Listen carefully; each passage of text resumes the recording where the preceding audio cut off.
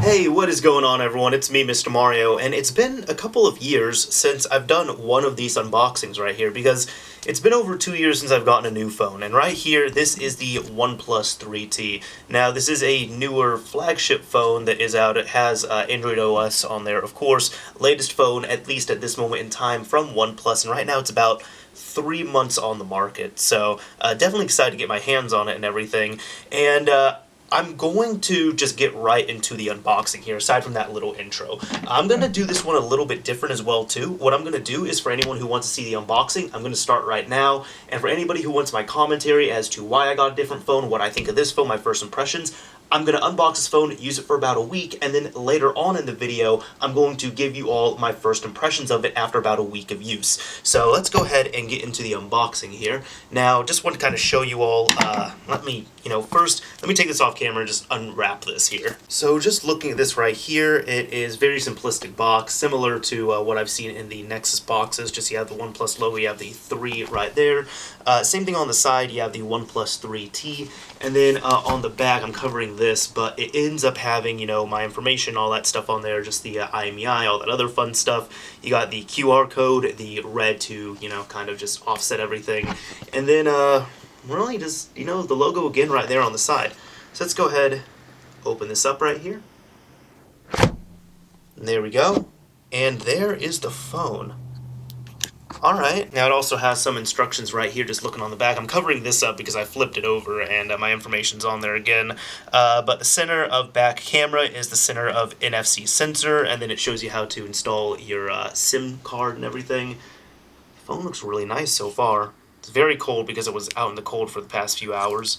And let me take off all this stuff real quick before we get into this any further. Now, at first I thought I was kind of crazy, but no, it looks like this phone by default does come with a screen protector on it, which is really nice. I actually ended up purchasing a separate screen protector. I might not need it at that point then, but this is not one of those like sample ones either, where it's just, it's just there to protect the phone. No, this is actually a screen protector that they apply on there before you get the phone, which is really nice.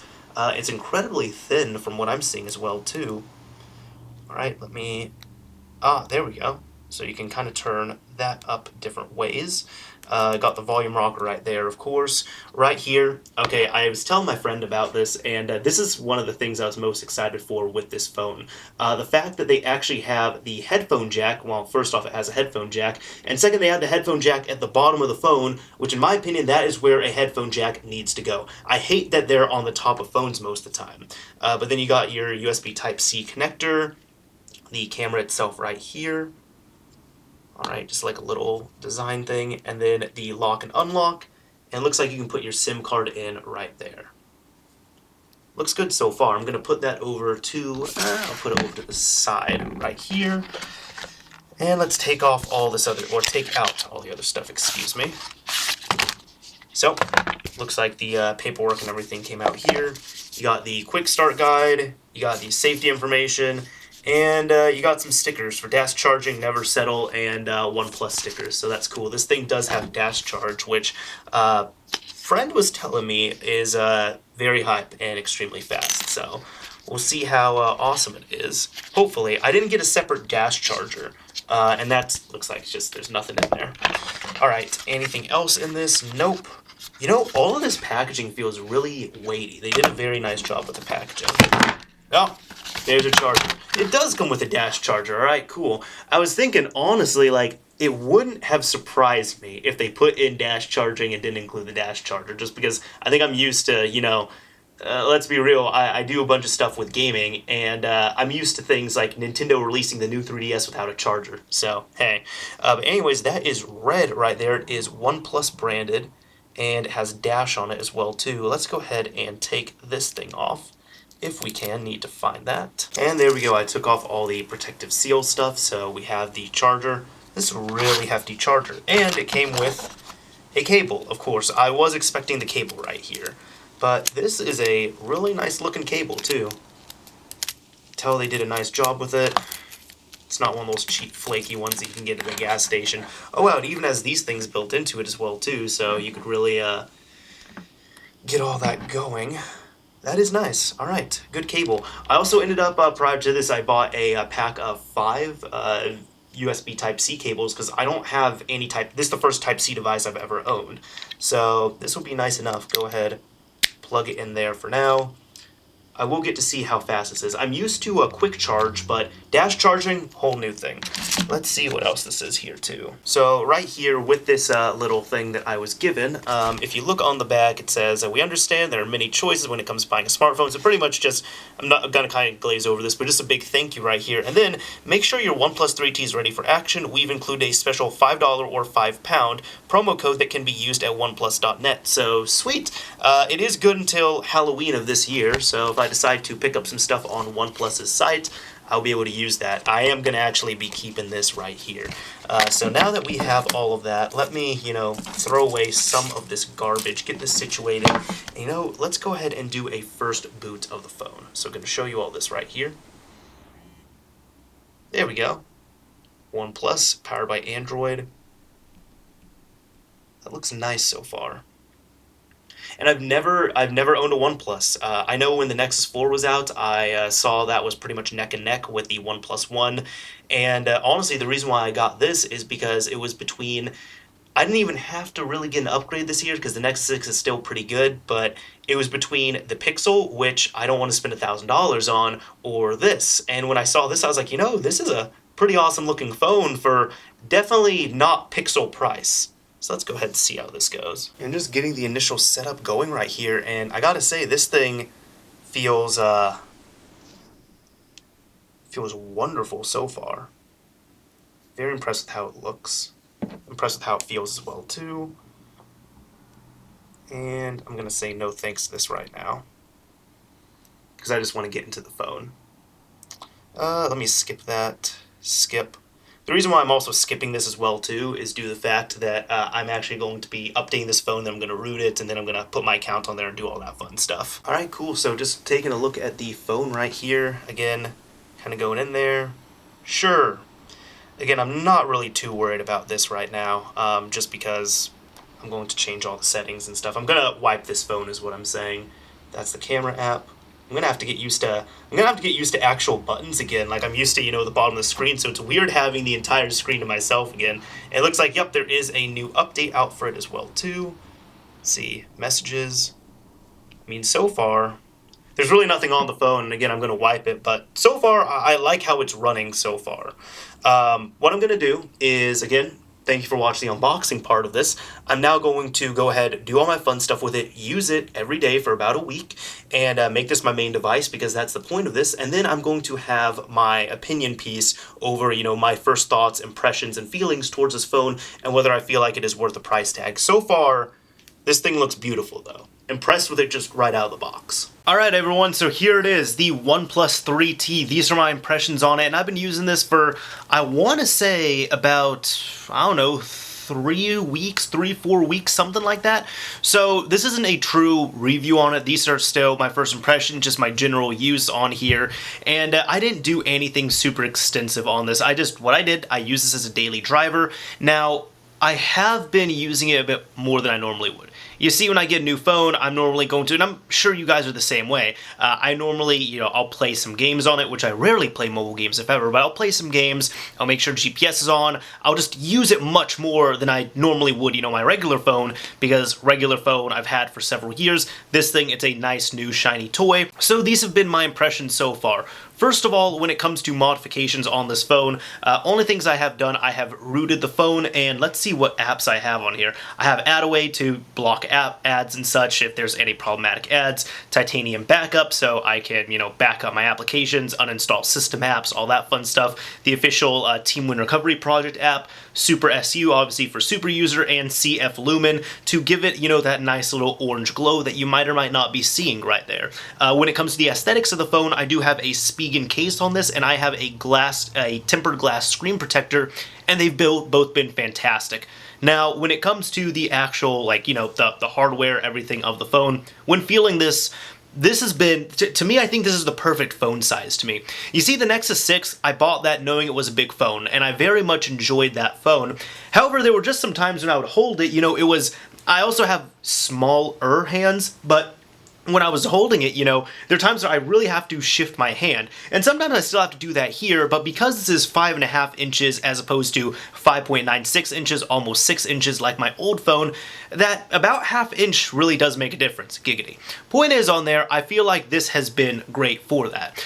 When it comes to the design on here, when it comes to the buttons, I miss having all the buttons on one side. Now I have the lock and unlock button right here. I have the volume rocker here. And then you have this little thing, which this gives you the option to enable sound, disable sound, or just put it into priority mode.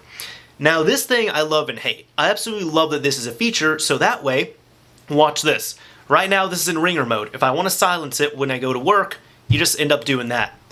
That's also why I don't like it. I guess hate is a strong word. I don't like it because you can't edit this with the software on here. By the way, this is it's not stock Android because these OnePlus phones don't use stock Android. They use Oxygen OS, so I'm running Oxygen OS 4.0.3. Now, as opposed to everything else in life, where even with the volume rocker, you press it higher to make the volume louder, and you press the lower button to make the volume quieter. This is the opposite. If you put it at full mast right there, so if you press it all the way up, the little switch, if you move it all the way up, that ends up silencing the phone. If you move it all the way down, that ends up making the phone go into its profile where you have all your loudness, you have your noise, and it's just a normal setup right there. That should be reversed, and if it's not, they should at least give the option to do that. Now, one of my coworkers told me that apparently Exposed Framework, when that comes out for Nougat, you could edit that, and I really hope you could, because that would actually push me to install Exposed Framework on there just to flip it around. You do admittedly get used to it, but the thing is, it's not a natural thing. Just as a natural human thing, you would think that if this is all the way up and you move it all the way down, you silence your phone, when it's the exact opposite, and it's a bit of a troll, unfortunately. Now, I also like I like not having the soft keys on here. You see, now I actually get to use the full phone without any sort of modification. I have the drawer button right here, I have the back button right here, and then this, check it out, the fingerprint scanner. That's all it is to get in there. Actually, that was fast as well too. You see, if I end up doing this, it's actually a little bit slower because it has the animation, but if you just close it, that's it. I'm gonna show you all again. That is how fast the fingerprint scanner is on this phone, and it's incredible. My friend who has the Pixel XL, shout out Devin, but my friend who has the Pixel XL, he even completely gasmed at that because it has a much faster fingerprint scanner than his phone does. Now, I am kind of comparing it to the Pixel XL because this is supposed to be a flagship phone. Pixel or Pixel XL, that's supposed to be the flagship phone from Google right now, the true Android phone. And I have to say, although the Pixel is beautiful, don't get me wrong, to me, if I was to get a Pixel, I would get the 128 gig XL. That's about $1,000. This one is 64 gigs, and this cost me $439. So after shipping, tax, all that other fun stuff, to get the Pixel I want, I would have to pay about $600 more for that phone, $500 to $600 more. To me, yes, the Pixel is better in some areas, mainly the camera, than this phone right here. This phone does win with the fingerprint scanner, honestly. It's not worth that extra price point to me. So therefore, could this be the better phone? Because I feel like, you get the best bang for your buck on this phone.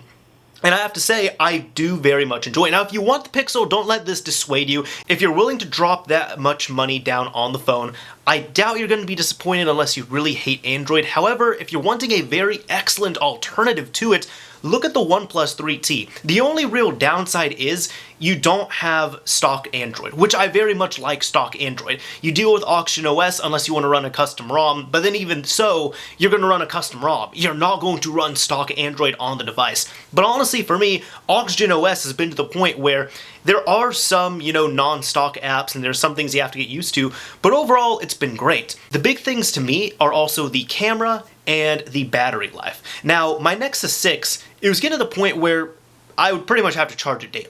It would last about 24 hours or so. Some people ask for screen on time.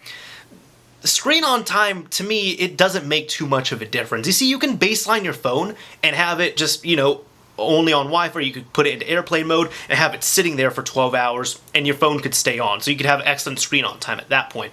But actual usage is different because you might have very little background apps running, or you might have a ton of background apps that keep wake locking your phone, and therefore you could barely use your screen, but your phone will just zap its battery down.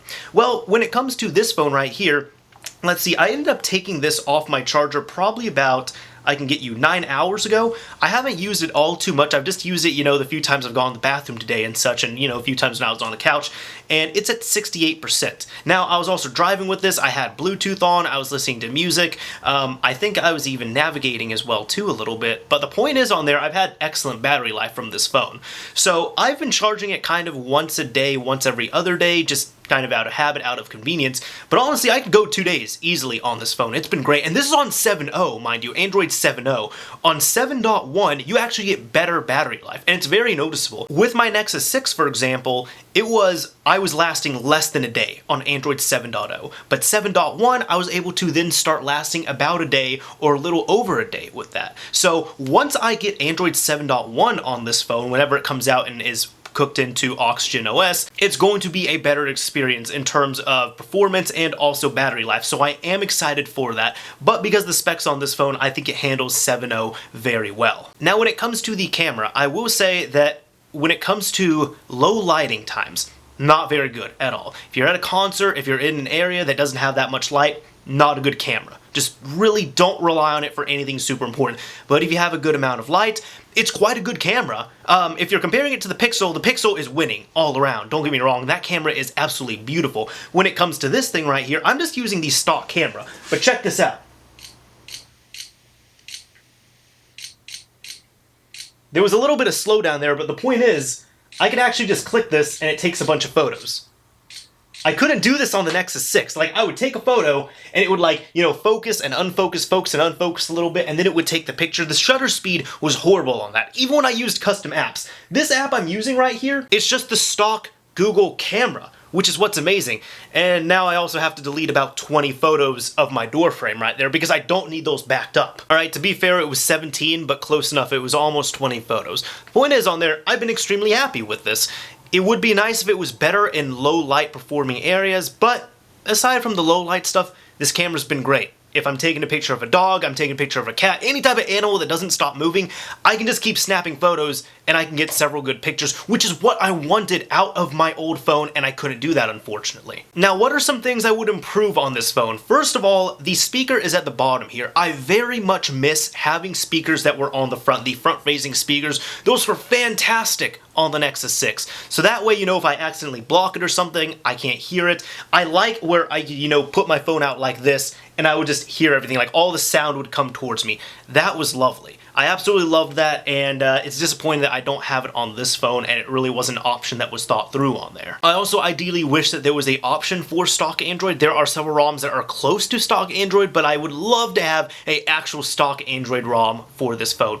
Unfortunately, I know that's also not going to happen, so, hey, one can dream. I'm just saying these are things that I would love to have on the phone, or things that I would like to change. One thing also is I would love the option to be able to change what this rocker does right here, just, this switch for the sound, but you can't do that. I'm hoping exposed framework can save me on there, but for now, I just have to deal with the stock stuff. And again, maybe the only other, and this is me really nitpicking, the only other issue I could think of, which they warn you about. So it's a nice feature.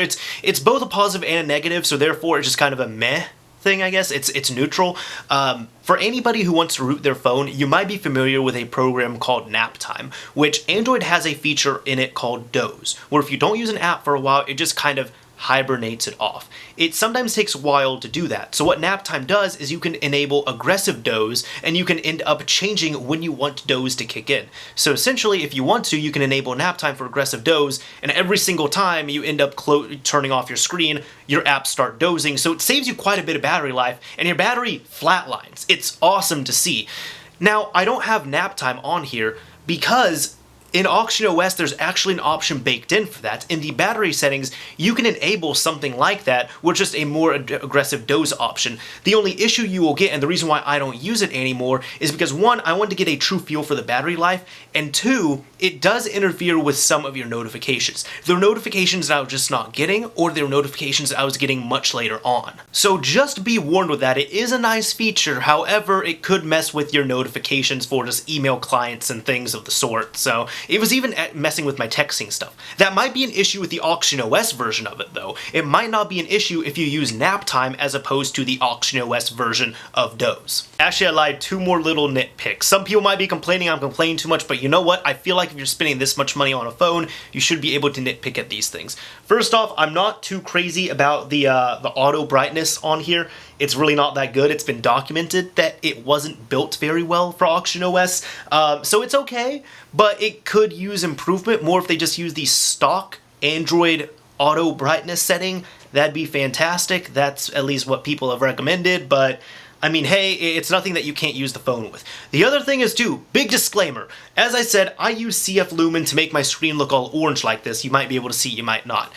If you use something similar called Flux, which this is where it originated from, Flux does not work well with Auction OS on Nougat. It works fine on Marshmallow, but on Nougat, I was actually convinced. I was fully convinced that it was a hardware issue and I had a faulty phone, because this phone kept restarting at random. Thanks to the people in the OnePlus subreddit, I actually put up a post about this at 1 in the morning or so, and somebody immediately asked, they're like, do you have Flux? And I said, yes, I do. That might be the issue. I uninstalled Flux. I ended up installing CF Lumen, and it fixed up my issue. So therefore, I now have a stable phone. I can't use Flux anymore because Flux does not play nicely with Auction OS on the OnePlus 3T on Nougat, but I have something close enough, which is great. Twilight does not cut it for me, and night mode gets disabled in 7.1. So I might as well just get used to something that I could carry over to 7.1 whenever I do get that update. Aside from that, that's literally at this point, that's all I have to say about the phone. So I've very much been enjoying it. I do think it is worth the money, at least in my opinion, it is worth the money, and I've been extremely happy with it.